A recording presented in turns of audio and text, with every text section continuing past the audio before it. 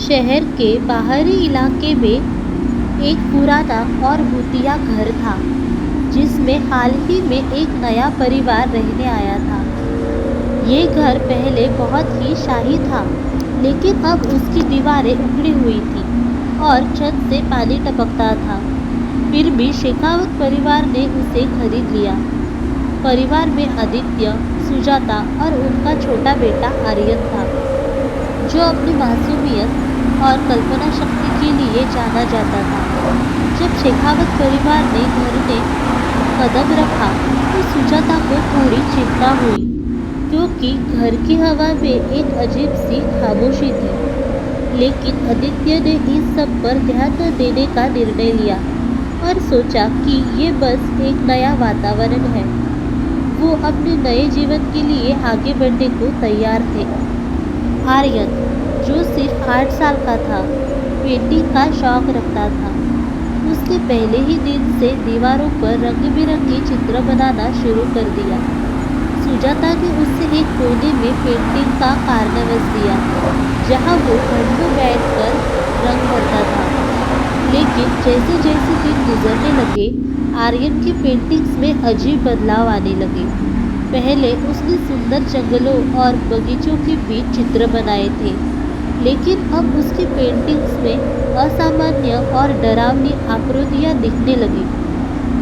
वो मरे हुए लोगों की आकृतियां बनाने लगा, जिनकी आंखें सूली और मुंह अजीब तरीके से खुला था। कभी कभी वो पेंटिंग्स में फांसी पर लटके हुए लोगों को भी दर्शाता था। ये बात देखकर सुजाता चौंकी, लेकिन उसने सोचा कि ये बस उसके बाजूबन की कल्पनाएं होंगी। कुछ दिन बाद आर्यन का व्यवहार और भी अजीब हो गया। वो अकेले में इन पेंटिंग से बातें करता था, जैसे वो उसकी दोस्त हो।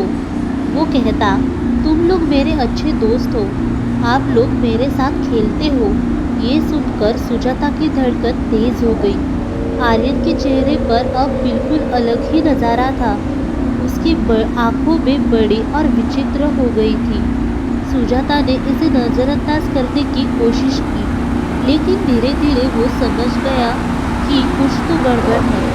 आर्यन अब रात को सोते वक्त भी अजीब आवाजें सुनने लगा था, और कभी कभी वो अपने कमरे में एक डरावनी हंसी के साथ बड़बड़ाता था।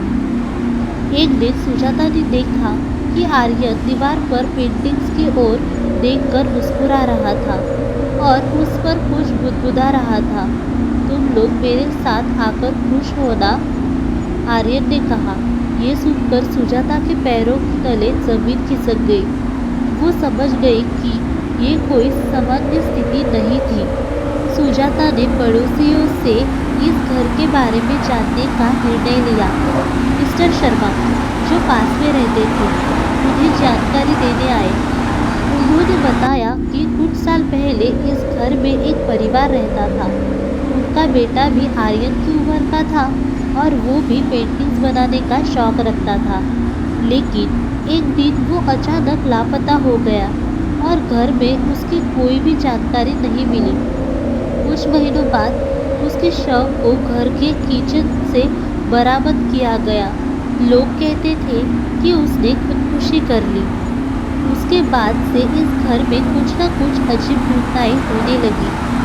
कई लोग कहते हैं कि उनकी आत्मा यहाँ बसी हुई है। वो छोटे बच्चे की आत्मा अभी भी इस घर में रहती है, और कोई भी नया बच्चा हो जो इस घर में आता है, वो उसकी छाया से बच नहीं पाता। मिस्टर शर्मा की बातें सुनकर सुजाता के रोंगटे खड़े हो गए। इसके बाद आर्यन का व्यवहार और भी अजीब होता गया। वो अब इन मित्रों से अजीब बातें करने लगा था, और कभी कभी उनकी बातें सुनकर सुजाता को ये लगता था कि कोई उसकी और आवाज में बोल रहा है। वो कहता, कल रात उन्होंने मुझे बताया कि तुम लोग बहुत जल्द यहाँ से चले जाओगे। वो मुझे अपने साथ ले जाएंगे। सुजाता ने ये सब बातें आदित्य से साझा की, लेकिन आदित्य ने इसे सिर्फ आर्यन की कल्पनाओं का हिस्सा मानकर नजरअंदाज कर दिया।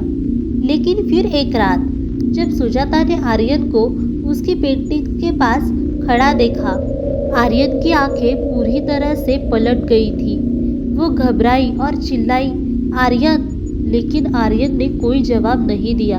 उसकी हंसी और अजीब भयावह थी, जैसे किसी और की तरह बोल रहा हो।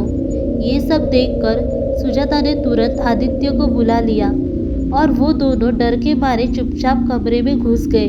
लेकिन जैसे ही वो कमरे में दाखिल हुए, आर्यन की आंखों में एक खौफनाक चमक थी। उसने कहा, तुम लोग मुझे नहीं रोक सकते।